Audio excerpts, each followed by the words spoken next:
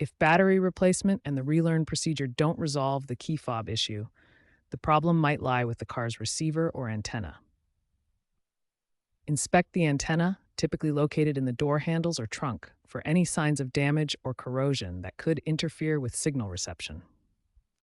If you have access to an OBD2 scanner, connect it to check for diagnostic trouble codes related to the body control module, or BCM. Look for codes like B1000, which could point to a receiver fault affecting the key fob system.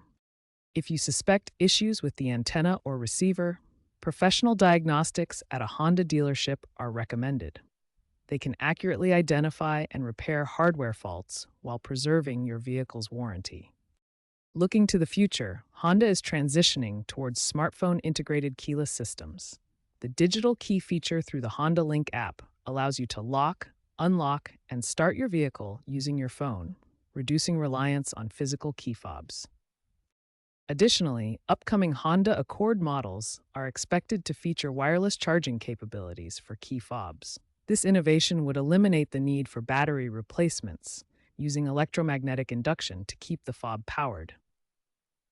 Finally, if you own a 2022 to 2024 Honda Accord and continue to face key fob problems, check the Honda website or contact your dealer for any applicable software updates or recalls.